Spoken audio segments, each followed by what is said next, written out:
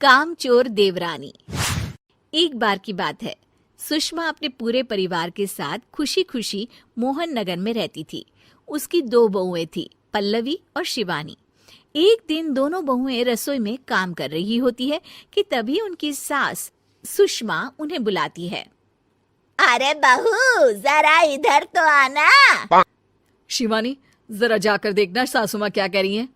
दीदी आप ही देख लो ना जाकर, आपको भी तो सुनाई दे रहा है। अरे मैं आटा गूंद रही हूँ ना, तुम चली जाओ। हाँ तो मैं भी तो सब्जी काट रही हूँ ना दीदी। अरे बहू जल्दी आओ। ओफो, ये तो जाएगी नहीं। मैं ही जाकर देखती हूँ कि क्या करना है। पल्लवी सुषमा के कमरे में जाती है। जी मम्मी जी, क्या हुआ? शाम को घर पर कुछ मेहमान आने वाले हैं, तो तुम अच्छा सा खाना बना लेना बहू। ठीक है मम्मी जी, आप बता दीजिए क्या क्या बनाना है और कितने लोग आ रहे हैं। सुनील की मौसी जी और उनका पूरा परिवार आ रहा है। कुल मिलाकर 3 लोग और हमें मिलाकर हुए 9 लोग। तो अभी से ही तैयारी करना शुरू कर दो। और हाँ, घर की सफाई भी कर देना, हाँ, अच्छे से। जी मम्मी जी, सब काम हो जाएगा, आप चिंता मत कीजिए। पल्लवी शिवानी को घर में मेहमान आने वाले हैं इसके बारे में बताती है। क्या 9 लोगों का खाना बनाना होगा, घर की सफाई करनी है? बाप रे, सासू माँ ने तो हमें घर की नौकरानी ही समझ कर रखा है। ऐसा नहीं बोलते शिवानी, हम इस घर की बहू हैं और घर के काम करना हमारा फर्ज है। दीदी तो है ही सासू माँ की चमची, जब देखो सासू माँ सासू माँ। मैं तो इतना सारा काम नहीं करने वाली। शिवानी कपड़े लेकर गमला साफ कर रही होती है और चक्कर आने का नाटक करने लगती है। मेरा सर चकरा रहा है। तभी वहां पल्लवी और सासू माँ जाते हैं। अरे बहू, क्या हो गया तुम्हें? मम्मी जी, बहुत तेज सर में दर्द हो रहा है। तुम एक काम करो शिवानी, आराम कर लो। नहीं नहीं दीदी, घर में मेहमान आने वाले हैं, मुझे आपकी मदद करनी चाहिए। अरे कोई बात नहीं शिवानी, तुम आराम कर लो, मैं सब काम कर लूंगी। ठीक है दीदी, अगर आप इतना कह रही हैं तो आराम कर लेती हूँ। शिवानी आराम से अपने कमरे में मैगजीन पढ़ रही होती है। इसे कहते हैं आराम की जिंदगी। इतना सारा काम। चलो सारा काम खत्म हो गया, शिवानी को देख आती हूँ। शिवानी अपने कमरे में ईयरफोन में गाने सुनते सुनते सो जाती है और उसके साइड में मैगजीन भी रखी होती है। पल्लवी वहां आ जाती है और वो सब देखती है।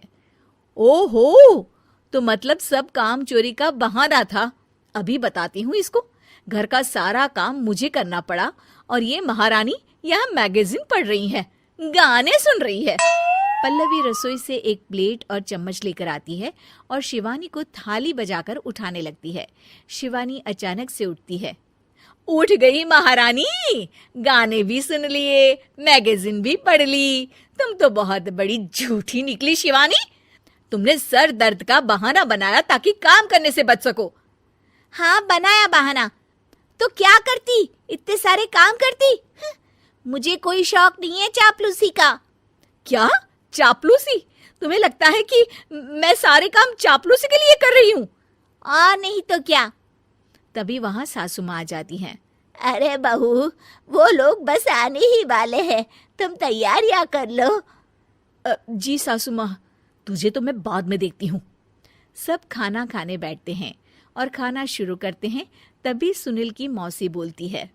वाह भाई वाह, खाना तो बहुत ही अच्छा बना है सुषमा जी, एक एक चीज में क्या स्वाद है। ये सुनकर शिवानी मुंह बना लेती है। उसे अपनी जेठानी की इतनी तारीफ रास नहीं आती। आपकी बहुएं तो बहुत ही अच्छा खाना बनाती हैं। हाँ, बनाती तो दोनों ही अच्छा है, पर आज ना ये सारा खाना बड़ी बहू ने बनाया है।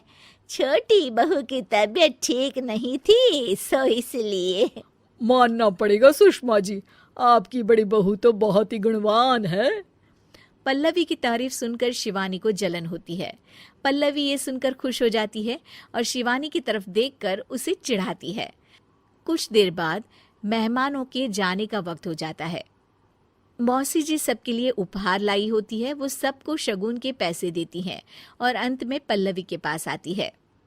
तुम्हारे लिए शगुन का लिफाफा तो है ही, पर बहू तुम्हें एक और उपहार भी मिलेगा इतना अच्छा खाना बनाने के लिए। मौसी अपने सोने के कंगन निकालकर पल्लवी को पहना देती है। ये लो, ये मेरे मनपसंद कंगन है, अब से ये तुम्हारे हुए। धन्यवाद मौसी जी। ये देखकर शिवानी तो पूरी तरह से जल जाती है और गुस्से से रसोई में चली जाती है। तभी वहां पल्लवी आ जाती है और उसे अपने कंगन दिखाने लगती है। देवरानी जी, अब आपका सर दर्द ठीक तो है ना? मुझे लगता है कि अब सर दर्द शुरू हो गया होगा आपका।